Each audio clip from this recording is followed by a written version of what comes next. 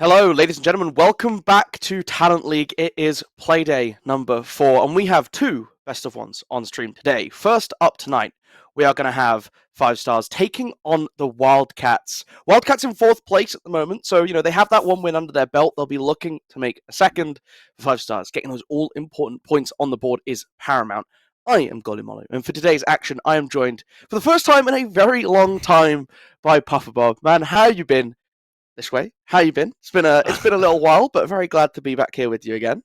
Yeah, I gotta return into the scene a bit. It's been fine, starting to slowly get actually warmed up into how it's been and how things are, how they have changed. Still have no clue what half of these new T4 teams are, but I'm glad to see and be introduced to them as today we're gonna be seeing, like you said, 5 stars against Wildcats. We did have some predictions in the side of our production call, I'll say it like that, but let's actually head over to what map we're going to be playing today. So there we go. They're going to be actually in this side. They're going to be slowly just coming down. You see, it's not going to be Chalet, not Clubhouse, nothing boring today. It's going to be Consulate, the reworked map, which is going to be a horrifying call-out nightmare for me, but still an overall new map. Haven't casted it yet, and I'm very excited about it. What about you? I love Consulate. I remember when it was added into the pool, and I spent that entire weekend seeing so many Consulate games getting played over the course of various tournaments as teams were actually pretty willing to give it a go. And I very quickly fell in love with the map. And I'm really enjoying seeing it get played. I think there's still a lot of room for teams to improve on a couple things, and especially on the attacking end, seeing how teams can slowly start to tweak their approaches, improve on things. And I mean, I'm looking forward to seeing what teams are cooking up, especially for things like, the top floor. Like, are we just going to see a lot of reliance on the Amaru jumping in through windows strategy, or are teams going to decide that playing real Rainbow Six Siege might be quite good? I don't know. We'll have to see. But with that, all the players are ready, and so are we. So let's actually head into the match. Consulate. Ooh. Now, okay. You said you launched a lot of it. I said I didn't. A bit of a yin-yang position we're in right now. So what do you say? What would the bans be here on this map? I mean, I wouldn't be surprised to see something like the Monty get taken away, just because of how brutally strong the shields are right now, and I think that would make sense, especially on a map where you're looking at a lot more of these enclosed spaces with Consulate, lots of tight corners and corridors to walk through, really leads into that shield play. The Dokkaebi ban coming through, I think, is somewhat to be expected, right? We've reached a point where Dokkaebi and Ying particularly are our two sort of big bads of the attacking lineup, and those are those high-value utility pieces you often want to be able to strip away from your opponent. Yeah, most definitely. Dokkaebi's an all-around well ban. You can't really go wrong with her. Sadly, for the second one, we won't be seeing the Mountain, the French Monty that we always love to see in action. We're going to be seeing him in gameplay, or at least not seeing him in the ban phase. So it's going to be Ying, yet again, kind of like a Dokkaebi situation, especially with Ying being one of those really strong end phase operators coming into the execute. She can really kind of make a difference. Even if it's a man advantage for the enemy team, she can make everyone blind, basically the entire side, with just 2-3 Candelas, and it's basically over. So Ying and Dokkaebi all around completely fine ban. Same goes for Fenrir. Even after the nerf, he's still spreading fear across the entirety of Siege, even to the competitive scene. So yeah, Fenrir, Ying, Dokkaebi, I see them all very reasonable. And to finish it up, it's going to be Cade. And with maps like these where hatches and main breachers are all included all at once, not as majorly as some maps like Clubhouse and Oregon, but just all around still a pretty important factor of the gameplay. Cade is to be expected. And, for a second, I got cut off for a second. My brain just didn't start like running because the first operator pick I saw was Clash. Again, I think this is a map where a lot of these very tight enclosed areas really lean into that shield play. And you're looking at this top floor, it's already a site that we've seen teams really try and experiment that Clash play on. Because you're looking at things like, okay, you're coming from the attacking perspective. Do you want to try and push up yellow? Well, there's a very tight corner going around the bathroom with the small office into it. Lots of strong little tight positions to play off of that Clash that deliver a lot of information very easily. Not too many angles that you can open up and expose as the attack by sitting outside on repels, which is a massive contrast to the old Consulate, where before it felt like playing Clash on this top floor was almost a death sentence because you were just bound to get shot in the back from somewhere you just weren't ready for. Also, if the attack go for a more, I would say, traditional style of Siege Assault, playing for that admin control, get into admin, start pushing through that top floor to get control over by the vending corridor, if they're going for that, again, it's a long corridors or a lot of tight doorways that you can stand there as that big demanding presence for the Clash, force them to divest heavy amounts of utility into clearing you out. Meanwhile, you're zapping them, doing damage, but relaying so much critical information to the rest of your team to be able to reset up their defensive. Yeah, most definitely. I mean, alright, fair enough. Clash hasn't gotten too much of a rework like Monty and Blitz did. You know, they become definitely a lot bigger of a presence in the Siege Operator system, but Clash, she stayed the same and still managed to sneak her way, to rat her way into some maps. And you know what? I'm not gonna complain. Seeing a new operator every now and then and seeing how the operators that aren't very commonly used, banned, or even seen as an opportunity to win, actually being a very essential part of a map or strategy, it's always lovely to see, just like seeing new maps like Consulate, to give a good example. Now going in, we're going to be pushing a bit more on the admin side. We already see the Repels, Wikium, and with the Zophias, and just like you said, right now Clash is standing on business. She is not letting anyone through. She is standing there like a shield. They can't get rid of her because the second they do, a crossfire from the right, maybe a little angle from the left can come in from the back from her teammates. Flashes will be a big part of it. I mean, just kind of pushing her back, forcing her to be a bit more defensive, a bit more passive, just so he doesn't actually, you know, get into any unnecessary gunfights is a very good start, just like Jinsky, starting off with the C4 pick onto Wet, and that's going to be the capital off the board, with also one of the operators being, you know, kind of the starting or the executive operator. That's the capital. We get another one onto Jamesky. It's going to be a bit of a trade now, a 4v4 situation, as Feno gets one onto Jono. That's going to be a 4v3 situation. Very early into the round, these things are happening. Clash taking a small amount of damage, but just not enough to take her out.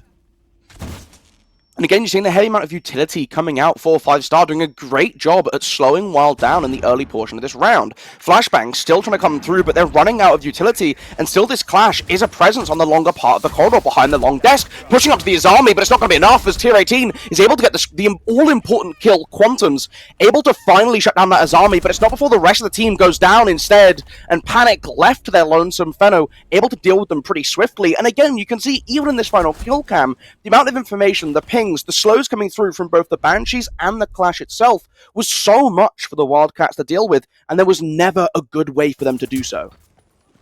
Yeah, most definitely. I mean, these kills came out quite early, to say the least. The C4 was very unexpected. At the same time, it was very unavoidable. A decent trade came in a bit more late, and then that kind of just convoluted into one kill after another. But then at the end of the entire exposure we had, 5-stars managed to take the first round, and that's going to be defensive for them. I mean, they're still holding up quite well. We don't have a Clash going into downstairs right now, but we're going to be switching up the lineup. So let's actually take a look at what we have here. Now we have the Bandit, we have the Legion, we have the Valkyrie, we have the Mute, all very just all around, you know, jack of the, just overall amazing operators to work with. Bandit for electrifying the walls, because you don't have a Kate, and main breach is still quite an essential polish, just allowing disarming the attackers of their ability, I guess, to say, you know what, we're not going to let you rotate, we're not going to let you have the site. If you want to have it back, you're going to have to go a gunfight against us, because going in frag potential, the attackers have the higher hand. Now, the Mirror is going to be also another operator I've been seeing a lot more commonly in just the later few casts I've had, because of people actually, you know, she isn't as banned anymore, because of, you know, other operators had to take the ban places, such as in this position Fenrir Ying, Dokkaebi, and Gabe, which leaves places for these older bans to kind of come in. You know, now they're actually free to experiment with characters such as Ying, who just in general is very annoying to deal with. Obviously no longer a threat. The glass coming through is pretty interesting. Paired with a Maverick, this is a classic on Nighthaven Labs. Spots the shoulder inside a sight as well, but a bit of damage coming through from the Bandit batteries deployed on the wall, and I think that's going to give away the fact that they have this glass. You see the smoke, you hear the Maverick lines, you know exactly what to expect. Now that the smoke has disappeared, Feno feeling a little bit more confident to take a little bit of a swing against it. But again, playing very slow, playing very far back, while they're just working away at opening up some of the access points into server from the backside, because Wildcats want to give themselves as many ways of walking down into this basement as possible to split the attention of 5-star. Yeah, most definitely. As we're getting into the last 2 minutes of the match, we already see the Valkyrie cams being put to use. This is why Valkyrie is such a dangerous operator, just like being in one of the more I guess, could also be the commonly banned operators because of the intel she gives, just like Clash earlier, you said the pings, the slowdown. She's an overall force to be reckoned with. But Valkyrie, she doesn't need to be there. She needs to be on her cam, safe and sound in sight. And just as we're saying that, it's going to be Pango that's not going to be safe and sound. He gets taken out. That's going to be the opening kill for Panda, the SMG11 master right now, just getting a pick for his own. Almost a wallbang coming out right there. Very, very close these gunfights are. The Ash, R4C in hand, absolutely a dominant gun, has been since the start of Siege, and it's gonna be getting used in every situation it can.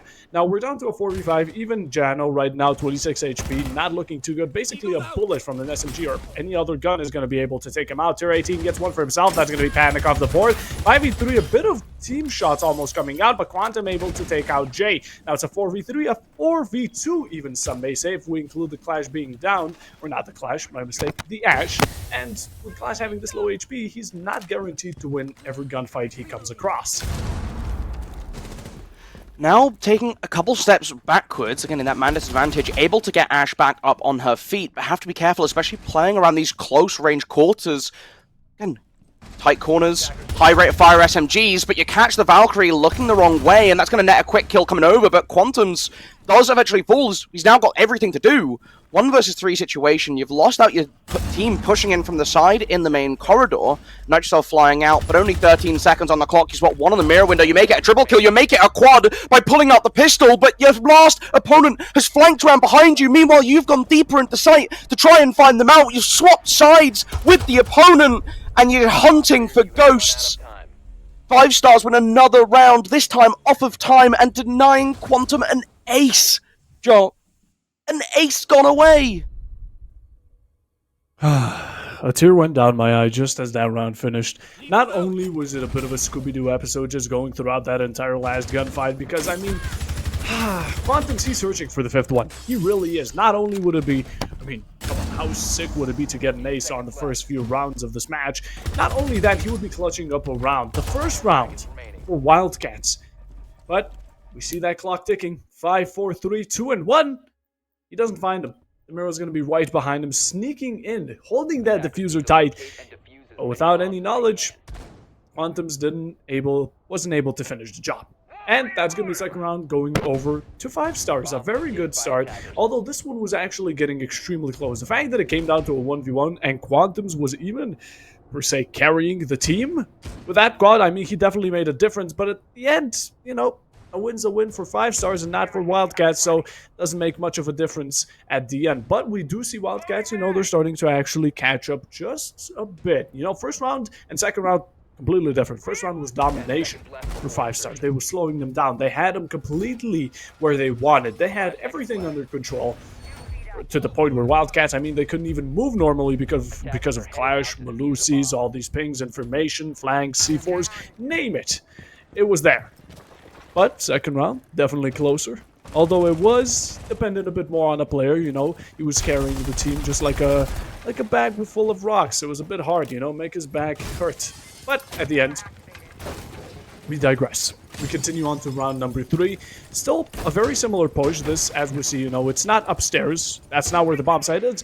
But upstairs is the contention you want to have of this map. You want to take upstairs to have this type of vertical play onto the side. Because with how much wood is on the floor and how much you can open up, you have complete site control and vertical play as an attacker if you need so. Holding onto the top floor as well. I like the mirror window, just looking down in towards the meeting. And again, we're going to see Wildcats prioritizing early control over by admin, wanting to work their way through the rest of this top floor, apply that vertical pressure down in towards the site itself before they feel comfortable going for the plant, presumably in piano, but we'll have to see what opens up as the round progresses. For the time being, a bit of a stalemate. Pressure around Spiral Staircase as well now, though, Bob. So, slowly starting to encroach on the comfortable space for 5 stars, who still quite happy to sit back patiently and force Wildcats to make the first move. But you're looking right at him, Warden. Can you go for that opening swing? Thino shuts down Quantum's very early on, and it's Quantum's who's been really big for Wildcats in these opening 2 rounds. Curating and continuing that streak, as Vert is going to be getting a bit of a refrag for his fallen comrade. That's going to be a 4v3, looking quite good. I mean, the attackers are making slow progression towards site, but now they're not contesting vertical as much as they were. The two players who were got shut down in a very instant. Now IQ kind of following the lead of his players, of his teammates who fell to the guns upstairs. Panic is gonna be kind of trying to still contest some sort of territory, but he needs to do it fast. The clock is ticking. They're running out of time. They need to get that plant down, because if they don't, I mean, that's the third round going to 5 stars. And Veno with another kill. He gets that second. He made sure it's a double at least for this round. And there we go. Sirfra just joining along the train, and it's a 4v1 situation. With that, I mean, Panic alone upstairs, panicking in the situation, as Veno will be there to finish the job, and a triple kill to finish the very nice round, and the third round going to 5 stars. And just again, another brutal dismantling from 5 stars. This is the first time I think we saw everything go their way. All of these rounds, Wildcats have been pushing in from one spot. They try to spread out a little bit and it doesn't really work, and then they just get choke pointed. And I thought coming into this last round, right, in theory it's a tertiary bomb site. It's one of these ones where you're going to have a little bit more influence as the attacking team, a couple more opportunities to try and break through. But that just wasn't the case at all. They immediately just walked straight forward in towards a mirror setup, just staring down into meeting. Get taken down. Okay, not the end of the world. Maybe we can start to apply a little bit of side pressure. They have good play around Spiral Staircase as well. Maybe looking to just put that pressure directly onto the bomb site instead. Maybe try and create that split attention that can be so valuable as an attacking lineup.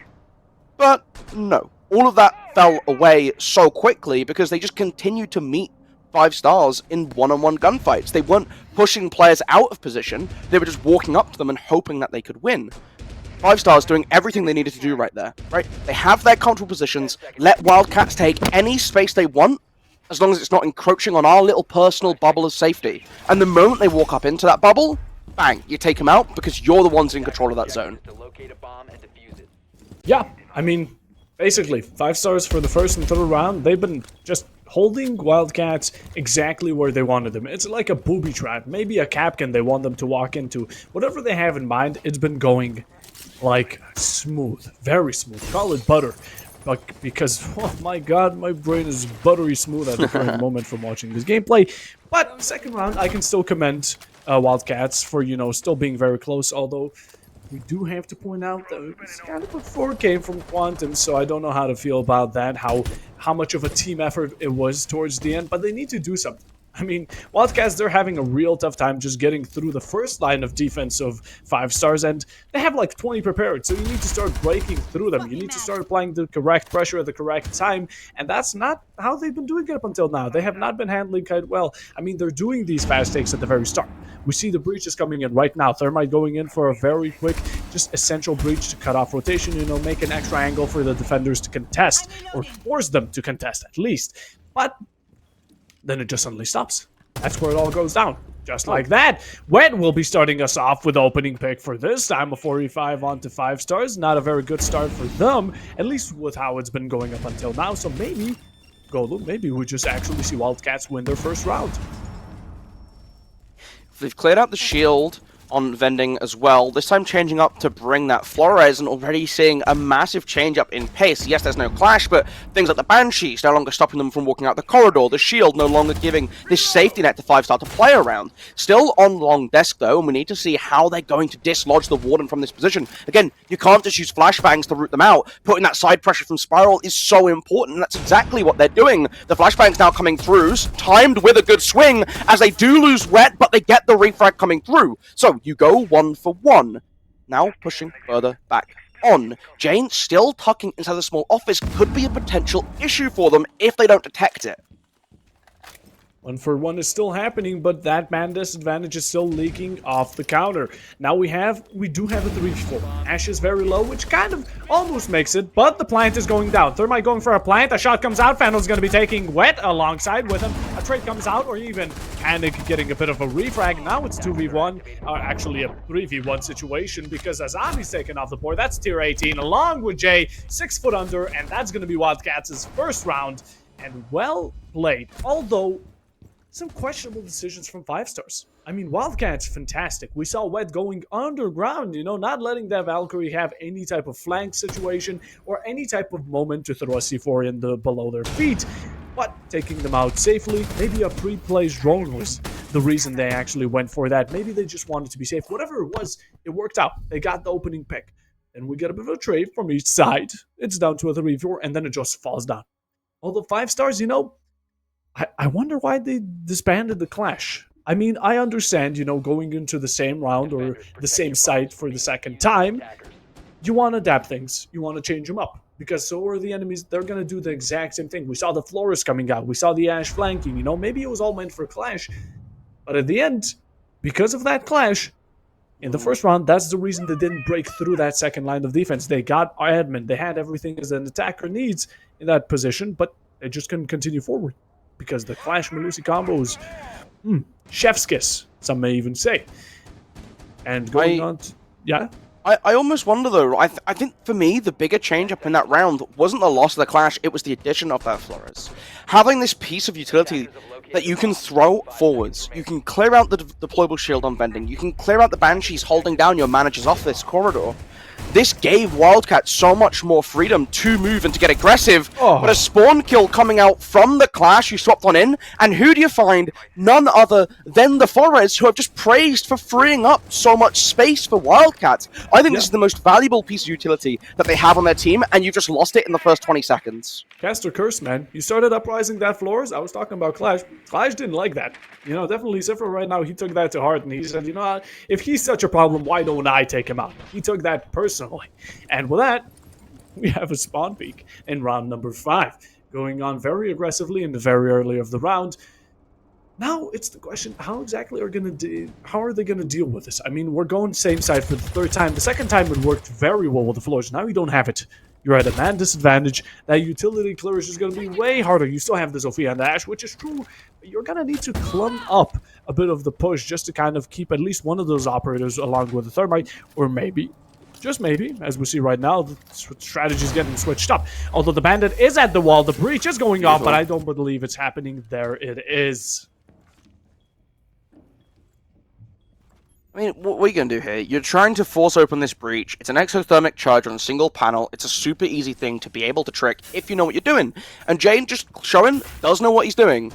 Quantum's pushing up yellow again to try and get this spread approach, this spread pressure onto 5-star, but you just lose Wet as well, just swinging out into the Chanka, trying to play for that verticality. The arm of the Chanka popping around the corner, but now you've got the Clash, who should be giving perfect information, but they're not going to pair it up with the double swing. You've got another teammate on that corner next to the Clash. Plant somehow able to go down inside of the main site with the Chanka distracted and then going down. Pango gets a second kill onto his army, trying to swing to deny the Plant as they're able to drop back out. So the pressure's flipped. Wildcard getting that Plant down now have a massive amount of power in this round. The smoke canisters are all coming out in one sword. The C4 is getting shot out as well. Ziffer manages to get himself the second kill in the round. Now Thatcher and Thermite, they're working well outside of this rappel. They're outside it, they're flashing, they're doing everything in their power they can to stop it because they got that plan down. Now they need to keep it. It was a bit of a fake defuse coming out. The Thatcher EMP making it a bit more difficult to aim down sights. And just like that, there's going to be another kill coming out for the Thatcher. Now it's a 2v2 and the Claymore isn't there, but Jono is there sure to stop it. Some damage being dropped onto Jay, and now with the time ticking out, they have no more time to defuse him. That was fantastic. I feel like that was the best use they could have done for a bit of a distraction. They go for the main bridge, they see it doesn't work. They can't really contest them. Not only are they at a man disadvantage, they don't have the utility that they need. What do? You stab them in the back. You need to find a way to crawl around them, to rat into sight and just land the diffuser and repel. This is the perfect place to plant down the diffuser as well. You have a very nice angle from any side of repel just to anyone trying to defuse. You can also chuck in flashes just to make sure no one's going to be able to contest it. And with that, well played to Wildcats. You can't even blame them because that was probably the smartest decision they could have done, besides, of course, not getting spot beat. I think it's a really nice adaptation coming through from Wildcats, and I'm on record as being not a big proponent of that kind of plan, right? Of you swing in through see your repel and try and force it down. But you look at how that round has already played out for Wildcats, and I think it's a fantastic mid-round adaptation. You've already failed to get open the single breach, and you've lost your Flores, so going through admin and clearing out all the utility stacked up on that side of the map becomes infinitely harder to do without him. So they make that adjustment. They have Quantums applying that pressure on yellow, which does work out perfectly, in part due to getting the Tachanka out on that aggressive swing, clearly feeling that with the support of the Clash, it should have been a free kill, but I think you always got to commit that double active gun to a trade. Clash doesn't really count a lot of the times, and you can still just go down behind, and then guess what? Your Clash is just standing there with a shield. Sure, you get another 15 damage of electricity, but that's not going to convert into a kill 90% of the time. Really nice adaptation from Wildcard, but again, just a really interesting, I say interesting not in a positive way here, approach from 5-star in the post-plant situation to try and deal with it. I think they were very confused and caught off, and that's immediately going to be met with the final attempt at this top floor bomb site, and we're straight back over to admin, because you've already now drawn all the attention away. Look how empty and barren this admin side is, and how quick for the taking it is for Wildcats to just march on through. Yeah, most definitely. I mean, that complete round was a disaster. I mean, it went from a spawn peak to main breach to somehow side plant by the window, and Clash having a fight with Zofia, just like S11 right now having a fight with Quantums, and he's going to be coming out on the top. You know, he doesn't need a primary. His primary is Electrons, and he's going to be using that secondary to its full use. Clash being, again, quite an annoying operator, taking out even the Zofia, which for soft breach and even maybe actually countering the Clash comes in very handy. Now, of course, 5-stars, I mean, they've been getting quite a bunch of opening picks, such like right now with the Quantums. Previously, when they got the Flores, they've been doing quite well in the past few rounds, but they're going to be coming out with a recruit pick. The recruit pick, you know, isn't expected much of the time, but with how useful he actually can be, I'm an absolute enjoyer of how they did him, of how they changed him, and all of that. And Ash right now, you know, not completely gassed out, but the smokes are coming out, the flashes are coming out, utilities just being chucked so they can kind of push through and away from this Clash. They have an idea that someone may be behind the vending machine, but that doesn't matter. Wet gets one onto Panda. That's going to be a 4v4 situation, and with the remaining minutes, I mean, things are going to have to get heated up.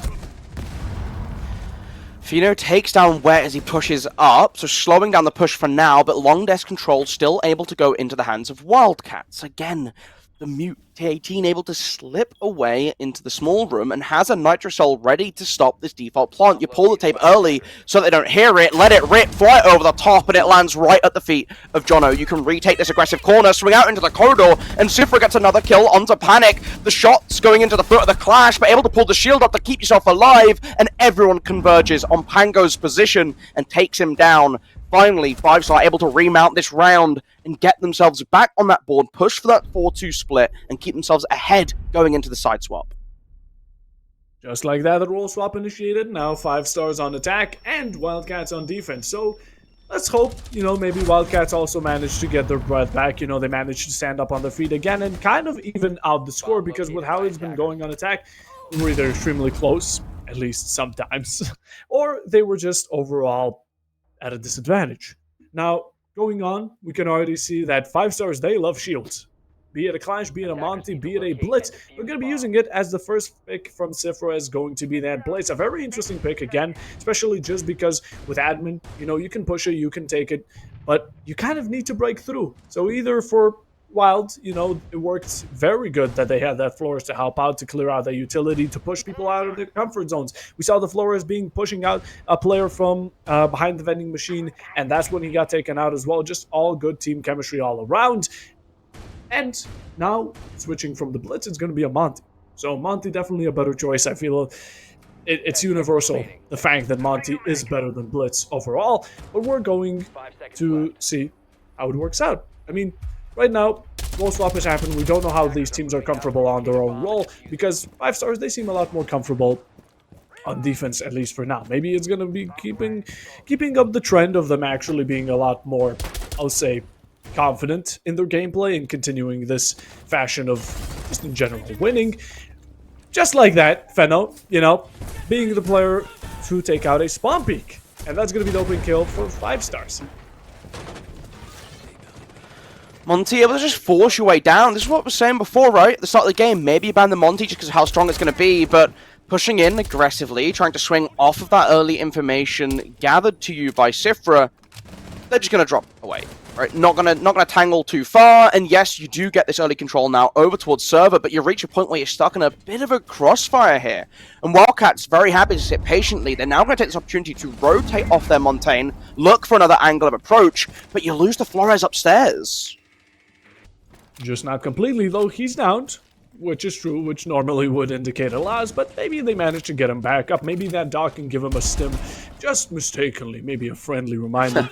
But whatever it is, you know, Floor is not completely out. Maybe it does come out to a bleed out. There he goes. He has been picked up. Now it's back to a man advantage for 5 stars. You know, not too good with the HP they're having, but Wildcats aren't looking too good with that Melusi and Tubarao either. So a bit of a, you know, just like you said, rotate came in, but they're switching it back. They're double banking on that rotate, but this time without the Monty. They're going to be using the floor drone to kind of flush out any type of enemy trying to hold them, maybe just for information in general, but they have some sort of control. You know, they managed to push themselves down. They managed to get these stairs. They managed to get what their first initiative was. And electrical server side, I mean, it's seemingly under their control, which is forcing these defenders right back to site. This is where the turtle comes in. This is where the gunfights are going to just start absolutely going at it. Because that Monty, I can already feel him being the most annoying presence of this entire scene. No control or opening over by the main breach as well, which is going to give Wildcats a lot of freedom to stand inside of Garage and hold long angles looking down the corridors to try and hold 5 stars back. It's a very one-dimensional approach, and Jane caught standing in the middle of the corridor by Pango swinging out from inside of security. They've opened up the single panel into stocks as well, but so far no one watching that angle. Pango able to get a bit aggressive, doesn't get a kill, but doesn't lose his life either, and now you're stuck with 27 seconds and very little space for 5 stars to go, other than just charge forwards and hope for the best. Panic catching out tier 18 as well. The Monty finally able to force their way into security, but can't walk any further forwards. The Nitro Cell just staring him in the face, looks to the left, but doesn't see the Tubaram in the corridor, getting aggressive down the Melusi, but you're caught out from Spiral Staircase, now just forcing into sight. Presence on the hatch above as the Monty just brawling out inside of sight. But when the smoke settles, it's down to the 1 versus 1, and the dock upstairs above just hits the deck. You can't be seen, and another round, 1 out for the defense, on time again. Yeah, the reigning MP5 bullets being the clutch of this round, and Dog just nicely laying on the floor, knowing he's in a very comfortable position. He can't be shot unless the Monty somehow tracks him down and starts randomly wall floor banging him. He'll be good, and that's exactly how it went. Although these kills, I mean, they got dropped instantly. The gunfight on the long corridor, what? Boom, gets 1, pushes in. That's going to be a double kill for the side of 5 stars. But although Monty did manage to, you know, kind of combo into that kill streak, he wasn't able to finish the job. And just like that, 5 stars will not be getting their 5th round, but it's going to be Wildcats, you know, kind of getting closer to their score. And I'm saying once the person who gets the match point first, that's the person who actually has a bit of an upper hand. Right now, we're still a bit more in the not so risky area of this match, because when you get that match point, if you win, I mean, this is a BO1, not a BO3, so you don't have any more chances if you end up losing. Either way, we're going upstairs. Surprisingly, we went downstairs, which I don't know how exactly. I'm not confident enough to rate which is better, downstairs or upstairs. Well, give me a bit of an insight. What do you think, downstairs or upstairs? I think I prefer the upstairs. I think it's just you can extend out so far, play all across the top floor. I think a lot of attacking teams have really struggled with knowing how to clear out admin efficiently, and it was nice to see Wildcats have a very clear idea they wanted to go for. The second time around with that Flores, it obviously worked out, as well as the third as well. So showing that they have some proficiency in attacking upstairs, and now they get to play the defensive end of things, I'm interested to see what their plan is to try and prevent such a wide push. Again, bringing the Melusi. Barricading off top Spiral is another interesting adaptation for this, because you're basically conceding the fact that you're eventually going to be able to either walk up the stairs or jump in the small window next to the vending machine in Spiral.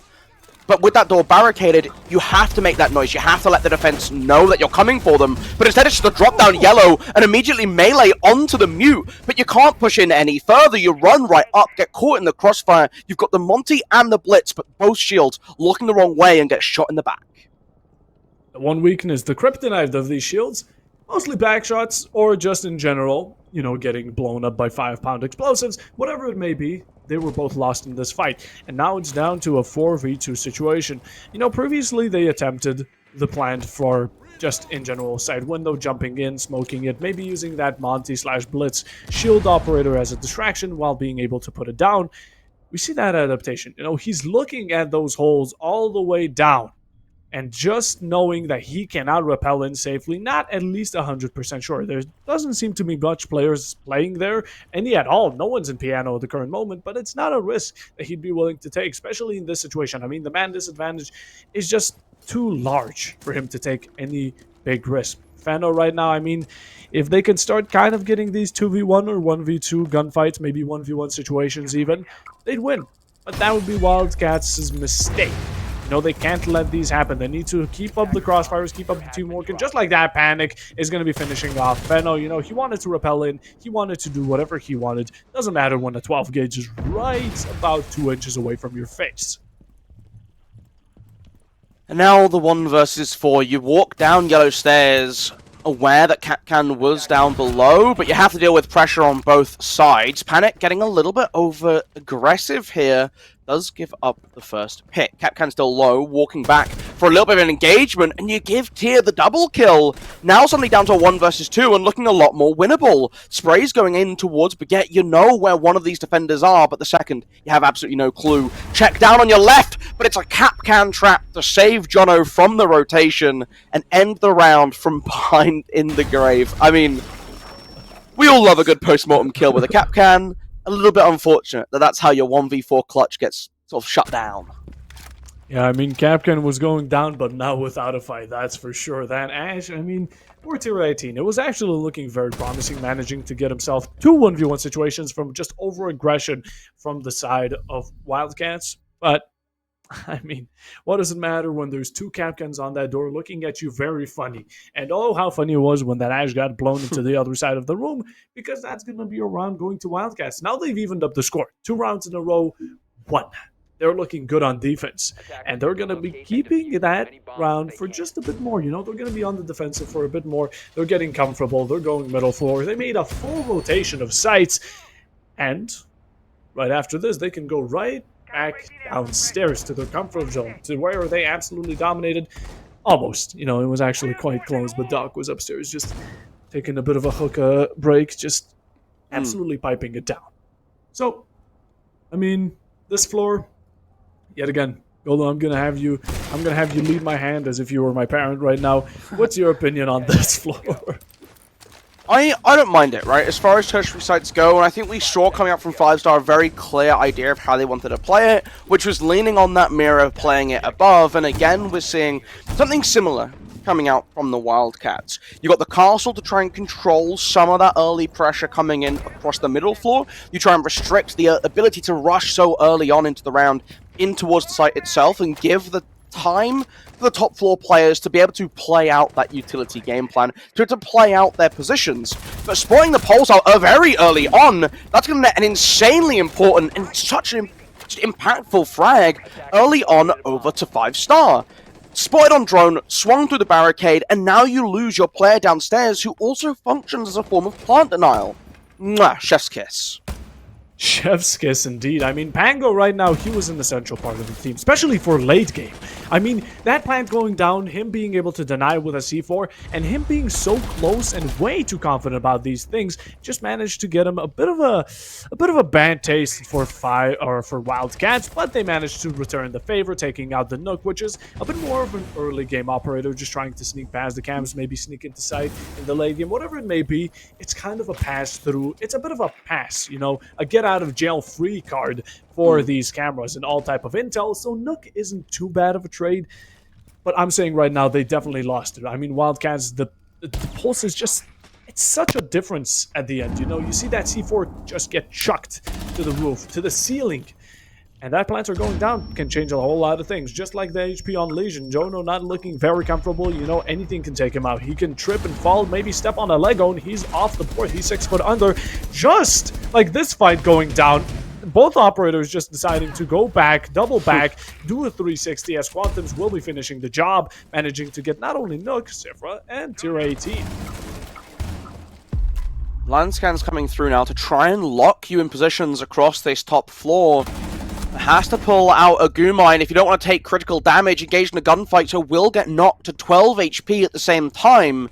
So now you have to be very cautious as you play out the rest of this round. A 3 versus 3, still comfortable control upstairs for Wildcats, but you can see the 3 silhouettes all around top yellow and inside a bathroom, ready to try and clear on through. And Wet kind of isolated at the moment, so a good swing can come through, but I don't know if they're aware they're still playing so tight. The drone comes through at almost a perfect opportunity, but they half-ass the swing and don't get the kill. A lovely little micro flick to take down Fino, but Panda in close proximity, able to get the all-important refrag, and you lose your 1 HP member as well, so a perfect trade coming in for 5-star. 20 seconds, you've got to look down to the site, but Castle, Valkyrie playing in such split positions are going to be so difficult to find.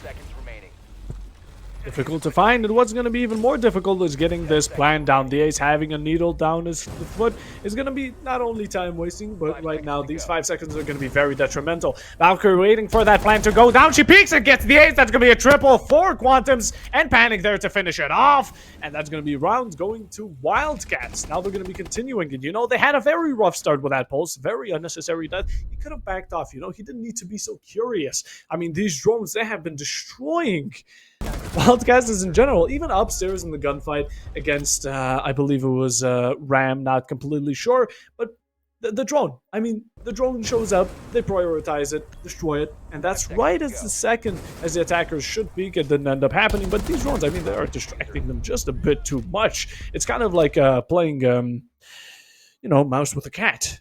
But in general, Wildcats, they got their 5th round. This is getting close to match point. One more round, they can secure this one. We're going to be having 5 stars at a very uncomfortable position. Not only are they going to have to win 2 rounds in a row to get to the same level, they're only going to have to do that to have a chance in winning. So, basically, we made a full rotate of sites. We're back downstairs. We're comfortable. We see Quantum's on the dock. He knows what's up. He knows he's going to be standing on business. That hatch is his kingdom and his kingdom to protect. Although I do like the Goyo pick. I feel like Goyo is such a I wouldn't say underestimated or underplayed, but just kind of skipped through operators at time. I feel like if you're talking about Mute, Tubarao, Doc, Valkyrie, you know, you mentioned these gadgets, how they're good. Goyo is just known as a bit of time waste. No, his time waste is essential and extremely good. Not only because, well, it lasts 15 seconds, I do believe his fire does an essential amount of damage, like a lot more than the Shumika launcher. Like the ticks on that fire are just brutal. Yeah, it's always a very rough stop to try and plant through. A little look from Wet outside of the printer window, not going to commit to it, and probably for a good reason. The Monty now standing on top of the reinforced hatch, but still goes down. I thought for sure they were going to be safe, but unfortunately not. You lose your Monty immediately. Fantastic kill for Panic to be able to find, especially when you look at how much 5-star rely on this Monty for clearing out that initial space last time they were attacking from server. I thought the Monty was going to survive. That's what the reinforcement is there for. No, doesn't matter. I mean, that C4 just absolutely took it upon himself to crawl up to Monty and take him out, whether be it, you know, through reinforcements or not. Even if it was the shrapnel that actually did anything in the end, it doesn't matter. Monty, Cipra, off the board. That's a very important operator. Again, this time it's going to be Wildcats taking a very good pick off of the side of attack, just like they're going to be taking tier 18 off the board, and soon to be Panda, along with Jay. A triple kill for Jono popping off, and there it is, Wet finishing it off, and a flawless round going to Wildcats. Ooh, need to take a bit of a breath, but that was so quick. I mean, it went from the Monty, you know, some sort of disadvantage was definitely given because a very essential and strong operator was just taken off the board like that. But then a chain happened. You know, they started chaining 1, a 2, a 3, a 4, and the 5th one just to finish out off a bit of a expected flank, but didn't matter. I mean, the gunfight even came in from the Twitch. She tried to go for the refrag, but with that low amount of HP and going against a fully automatic MPX, you're definitely not going to be winning with a DMR in your hand unless you manage to one-tap him before he even sends a bullet out of his gun. So yeah, Wildcats, 6 rounds, and 5 stars looking at 4. Wildcats also being on defense, which they have been performing excellently on. I mean, out of the 4 rounds they've been on defense, 4 rounds have been won. And if they make it, if they make it 5, it's GG's. There's been really good conversion coming from them as well. Only one round where they haven't had the opening kill and then won. So, Yeah. really, really good for them to come through. Actually, I don't think they've ever dropped a round if they get the opening kill. I think it's only 5-star who have managed to do that. So, Yeah. really strong coming from them. Just able to always keep that pressure going. And you see that in the last round, right? You lose the Monty. The plan doesn't change for 5-stars. They still just want to brute force their way down server, and with no Monty to do it, you can be shot. You're vulnerable. You're exposed. Jono knows that, and he doubles down, and he's rewarded for his aggression. Yeah. I mean, it didn't matter. Jono was just absolutely popping off. That was a very quick and just clean cut of the job. Not only starting it off with a nice C4, double kill ensues as well, just to kind of put a bit of salt on the wound. And with that, we're going a bit more aggressive as 5-stars. I mean, right now they're going for a quick take. They don't want to waste time because time wastage has been, I wouldn't say necessarily common, but it's happened quite a bit. I mean, at least 3 rounds, 4 rounds maybe. But it has happened, and you don't want to repeat that mistake because it's such an unnecessary thing if it can be preventable. We'll say it like that. And just like the preventable Jono death coming in from Panda is there. I mean, definitely he didn't need to pick that window, getting a bit too aggressive. Just like Panda getting taken down right now. It's all unnecessary things. Now, Panda, not completely out. Still kicking. This is the Flores curse, I feel like. Flores has been the only person for the second time in this entire match who's been downed, but not completely out.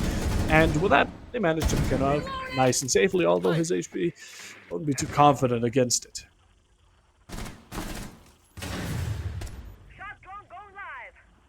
Just waiting to see what the next move coming through is. They have the Rotero drones. They can continue to put pressure on through the top.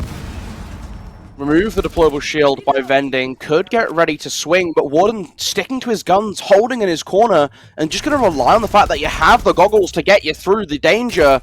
Wet does go down, though, so you'll lose your supporting member. Makes life just a little bit more dangerous to continue to be.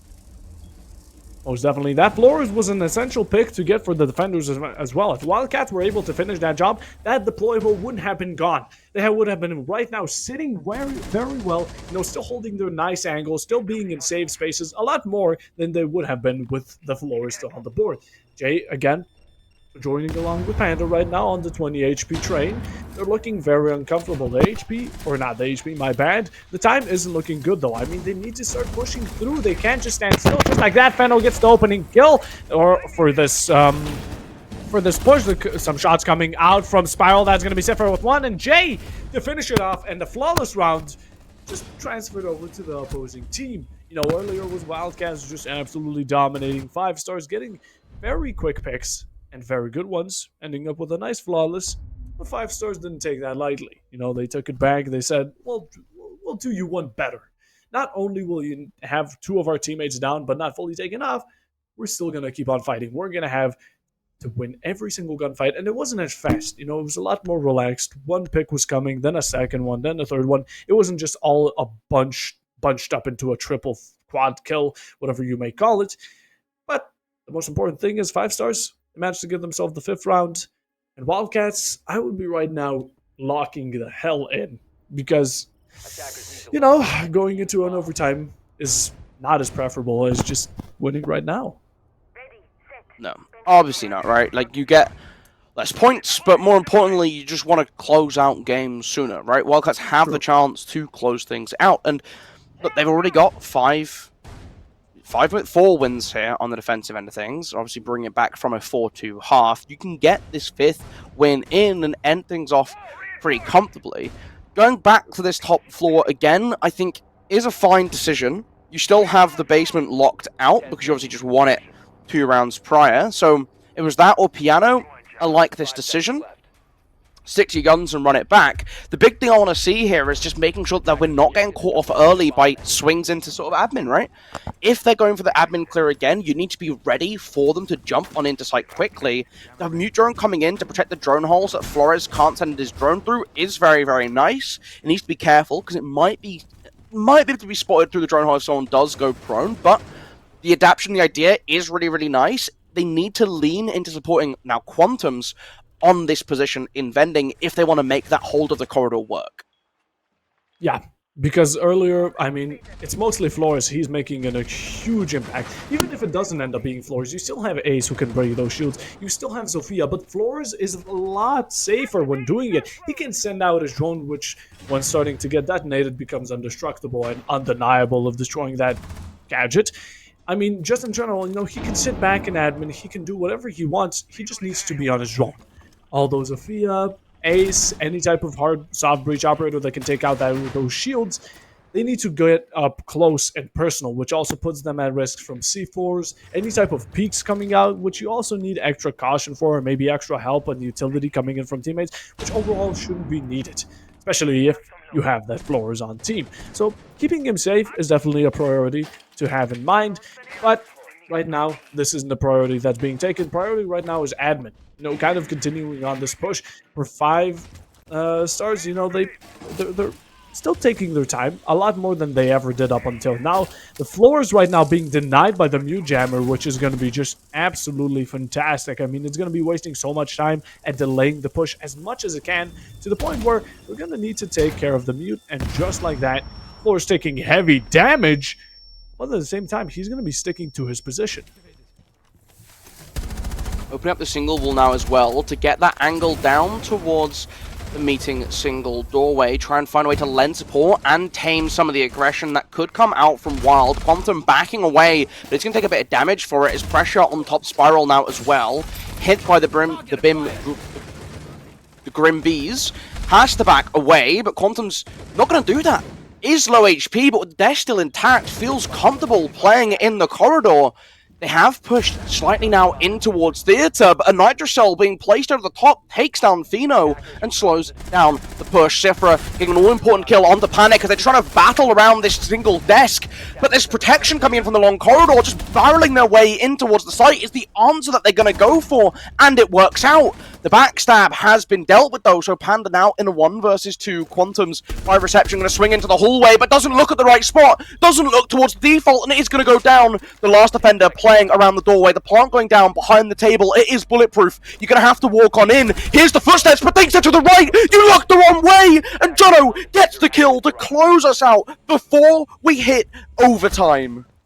And no. Oh, what an unfortunate turn of events. He thought he was going to be having the same wooden gunfight with the bandit, but no clue that the bandit was just around the corner to his left while he was looking at the right. So all a good turn of events for Wildcats. I mean, they managed to finish it off without having any unnecessary actions into going overtime and risking actually losing, but just in general, unfortunate for 5 stars, because that is bad luck if I know it. Because I mean, he's looking at the right, he sees the very good opportunity. Oh yeah, this is what's going to get us into overtime, and then he sees a left bullet, he sees a left headshot, and that's it. That's what's going to be finishing off Consulate, and it's going to be going to Wildcats. I mean, I was going to say Wild Stars, just a bit of a mix-up, but Wildcats taking Consulate, a very good match. What do you think, Olu? How did you enjoy that?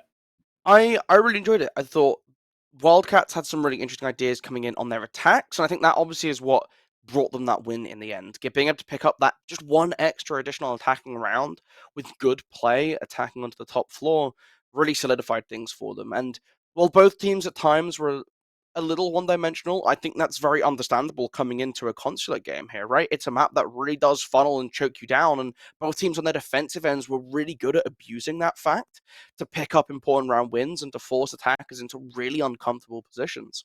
I thought both teams had really nice little ideas coming in. I really enjoyed seeing Consulate actually make it through a map veto, so commend both teams for bringing us to something a little bit more interesting today. But congratulations to Wildcats. I feel like they were the team that probably deserved the points the most. Yeah, most definitely. I mean, in the end, those defensive rounds were very detrimental, and they took as much as they could. They just ate it all up. But with that, I do believe we can take a bit of a break. We can take a bit of a breather, just kind of let it all out, let it all focus to the next match, which you should stay tuned for, because the next one maybe is going to be even more exciting. But up until then, off to a 5-minute break.